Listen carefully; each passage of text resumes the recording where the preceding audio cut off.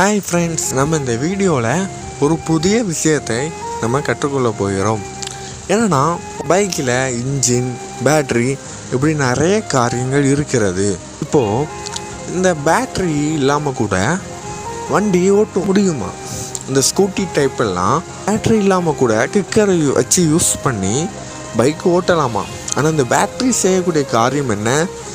Light bulb எரிகிறது, self start பண்ணுறது, அடிக்கிறது, இந்த மாதிரி காரியங்களெல்லாம் இந்த பேட்ரி செய்யும். இந்த பேட்ரி இல்லாட்டா கூட இன்ஜின் இருக்கிறதுனால வண்டி ஓட்ட முடியும். ஆனால் நம்ம என்ன பண்ணுவோம், அதான் அந்த பேட்ரி தான் இல்லையே, இதை அட்ஜஸ்ட் பண்ணி நம்ம ஓட்டலாம் அப்படி சொல்லிட்டு நம்ம ஓட்டுவோமா?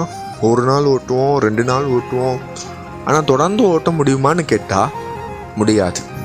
நம்ம என்ன பண்ணுவோம், பைக் மெக்கானிக் கடையில் கொண்டு போய், ஐயா இந்த பேட்ரி சரியில்லை, சரி பண்ணுங்க சொல்லி புதிய பேட்டரியை மாற்றி நம்ம அதை மாற்றுவோம்.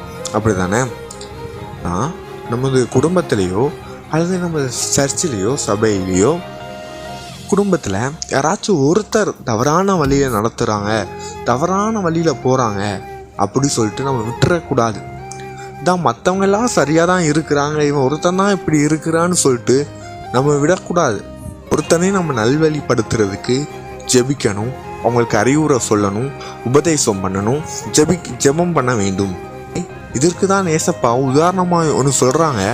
99 ஆடுகள் வனாந்தரத்தில் இருக்குது, 99 ஆடு இருக்குது, ஒரு ஆடு தான் வழி தவறி போயிருக்குன்னு சொல்லிட்டு சும்மா விடலை. அந்த 10 காசில் 1 காசு தான் போச்சு. ஆனால் அந்த 1 காசையும் தேடி அந்த ஸ்திரீ சிரமப்பட்டாங்க. அதே போல் தான் நம்ம குடும்பத்தில் யாராச்சும் ஒருத்தர் வழி தவறினார்களோ கூட நம்ம அவங்கள சரி பண்ணணும். அதுக்காக நம்ம ஜெபிக்க வேண்டும். அது நம்முடைய கடமை. எப்படி ஒரு பைக்கில் ஒரு பேட்டரியை நம்ம முக்கியப்படுத்துகிறோமோ அதே போல் ஒரு ஆத்மாவும் நம்ம விட்டுறக்கூடாது. அது விலையேற பெற்றது. இந்த வீடியோ மூலமாக கர்த்தர் உங்களை ஆசீர்வதிப்பாரா? ஆமென்.